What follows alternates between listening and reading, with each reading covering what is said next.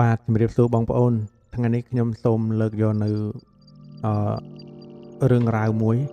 ដែលចាត់ទុកថាជារឿងចម្លែកហើយក៏អាចថាជារឿងមិនពិតឬមួយក៏ជារឿងពិតក៏យើងមិនដឹងដែរ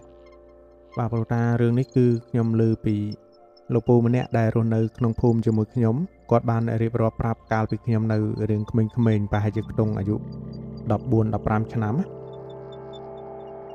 បាទគាត់ថាកាលពីជំនាន់ឪពុកគាត់ហ្នឹងគឺជាមនុស្សដែលអស្ចារ្យបំផុតហើយបើសិនជាយើងស្ដាប់ទៅលើការរៀបរាប់របស់គាត់ណាបងប្អូនគាត់ថាឪពុករបស់គាត់ហ្នឹងហើយនឹងបងប្រុសរបស់គាត់ហ្នឹងនៅពេលដែលឆ្លោះគ្នាម្ដងគឺអត់ដូចគេទេបងប្អូនបើដូចថាយើងគ្រប់គ្នាមនុស្សទូទៅគឺនៅពេលដែលឆ្លោះគ្នាវាយកាប់ចាក់គ្នានៅនឹងដីប៉ុន្តែខុសអីពីគ្រួសាររបស់គាត់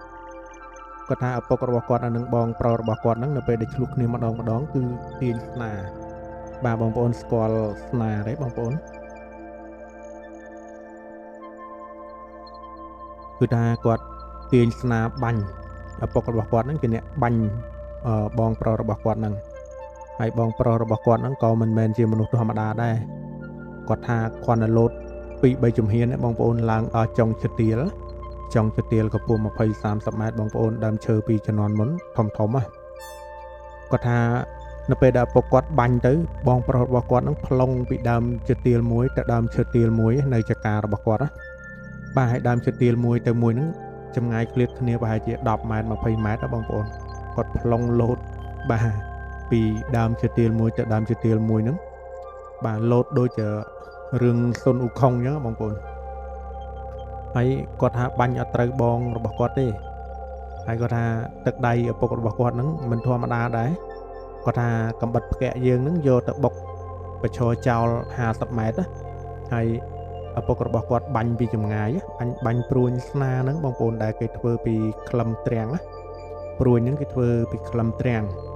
ដើមទ្រាំងមានសន្តានស្រដៀងដើមត្នោតដែរបងប្អូនប៉ុន្តែធាងវែងហើយមានក្លឹមនៅកែមធាងនៅពេលដែលគុំវាចាស់ដើមវាចាស់ទៅបានមានក្លឹមណាបងប្អូនគាត់ថាកំបិតបាញ់ឈរចោលចង្អៃ50ម៉ែត្រហ្នឹងគឺឪពុករបស់គាត់បាញ់ត្រូវអាយ៉ាស់ព្រួញជា2បងប្អូន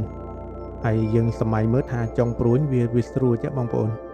ហើយគាត់បាញ់ទៅអាយ៉ាស់ព្រួញជា2អញ្ចឹងរឿងហ្នឹងវារៀងហួសនិស្ស័យដែរហើយឪពុករបស់គាត់ហ្នឹងក៏ជាមនុស្សដែលចេះនៅមន្តអាគមអូមអាមខ្លះដែរគាត់ថាថ្ងៃមួយហ្នឹងគាត់ដើរជាមួយឪពុករបស់គាត់ហ្នឹងហើយឪពុករបស់គាត់ហ្នឹងកាន់ស្នាហ្នឹងព្រោះស្នាហ្នឹងពេលគាត់ទៅណាក៏គាត់អត់ចោលដែរគាត់កាន់នៅជាប់នឹងដៃហ្នឹងដល់ពេលគាត់ទៅចំការជាមួយឪពុករបស់គាត់ហ្នឹងគាត់ថាឃើញសត្វស្លាបបងប្អូនប៉ុន្តែគាត់អត់បញ្ជាក់ថាឈ្មោះសត្វអីទេគាត់ថាគាត់បាញ់ពីក្រោមទៅហើយដើមឈើហ្នឹងគាត់ថាដើមនេះបងប្អូនដើមជ័រចុងបងប្អូនពោះគួរសមណាគាត់ថាបាញ់ទៅធ្លុះពីគូតទៅដល់ក្បាលបងប្អូនព្រួញស្នាបងប្អូនដឹងហើយកម្លាំងវាខ្លាំងគួរសមចង្ងាយ50-60ម៉ែត្រអីបាញ់បើអ្នកគេដៃត្រង់បាញ់អត់ខុសគោលដៅទេបងប្អូនដល់ពេលសត្វនឹងធ្លាក់មកវានៅដកចកាមន់ណាបងប្អូនឪពុករបស់គាត់ឃើញហើយគាត់ថាគាត់អាណិតមិនសមណាគាត់បាញ់សត្វហ្នឹងឯង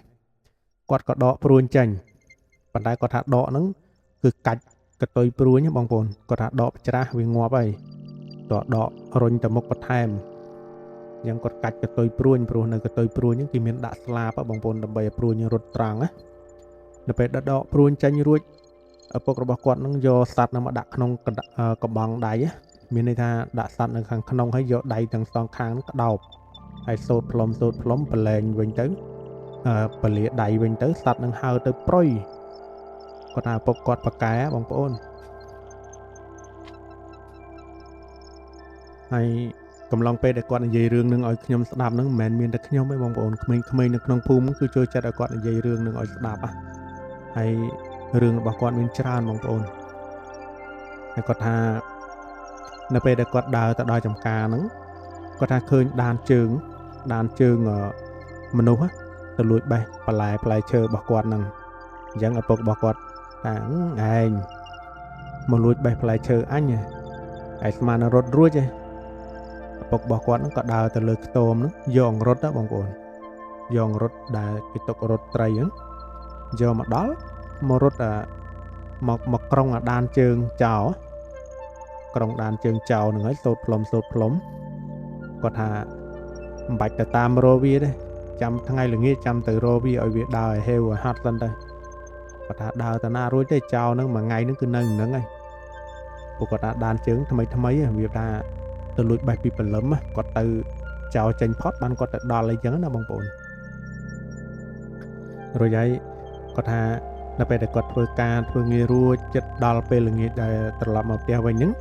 គាត់ថាឪពុករបស់គាត់ហ្នឹងបបួលគាត់ទៅរកចោលហ្នឹងគាត់ថាគាត់ដើរទៅប្រហែលជា100-200 ម៉ែត្រពីចកាដើរតាមផ្លូវដានជើងដែលឃើញចោលដើរទៅហ្នឹងគាត់ថាឃើញចោលដើរឡើងទឹកដីបងប្អូនមានន័យថាដើរវិលជុំគល់ឈើដើរទៅដើរមកវិលជុំគល់ឈើឡើងទូកស្មៅបងប្អូនហើយមនុស្សហ្នឹងដេកដួលស្លាប់បាត់ហើយព្រោះដើរហត់ពេកអញ្ចឹងមានន័យថាឪពុករបស់គាត់ហ្នឹងប្រើមន្តអាគមក្រុងមិនដឹងថាមន្តអាគមនឹងឈ្មោះអីខ្ញុំអត់ដឹងដែរប៉ុន្តែគាត់អត់ដឹងថាគាត់យកអង្រុតដែលគេរត់ត្រីយកទៅក្រុងដានជើងហ្នឹងធ្វើឲ្យចោលហ្នឹងវង្វេងបាទរឿងរត់ដានជើងនេះខ្ញុំធ្លាប់ឮម្ដាយខ្ញុំគាត់និយាយដែរបងប្អូនប្រហែលជាអាចមានមែនណាពីអតីតកាលព្រោះមនុស្សខ្មែរយើងតាំងពីជំនាន់ដើមគឺគាត់ជាមនុស្សសច្ចៈទីងត្រង់អញ្ចឹងតាក់ទងនឹងមន្តអាគមគាថាផ្សេងហ្នឹងភាគច្រើនគឺពូកែស័ក្តិសិទ្ធិពិតមែនណាបងប្អូនដោយពាក្យដំណាលថាអាគមផ្សំអាយុបងប្អូនគាត់ថានៅពេលដែលគាត់ឃើញចៅនឹងទៅគាត់ថាអាណិតពេកព្រោះដឹងថាជាក្មេងនៅក្នុងភូមិហើយជាអ្នកអត់ឃ្លានណាគាត់ក៏សូត្របល័យដើម្បីដាស់ដើម្បីឲ្យចៅនឹងដឹងខ្លួនឡើងវិញហើយចៅនឹងភ្ញាក់ពីស្លាប់មកហ្នឹងគឺហេវហត់ឡើងស្វាយមាត់ហើយបងប្អូនហើយធម្មតាទេដើរមួយថ្ងៃទល់ល្ងាចអត់បានសម្រាប់ដើរទាល់តែស្លាប់បងប្អូនមានន័យថាដើរទៅដើរមកវែងជុំវិញមកកលឹងដើមឈើអញ្ចឹងវាគួរឲ្យស្ងាច់សរសើរដែរបើសិនជានេះជារឿងពិតណា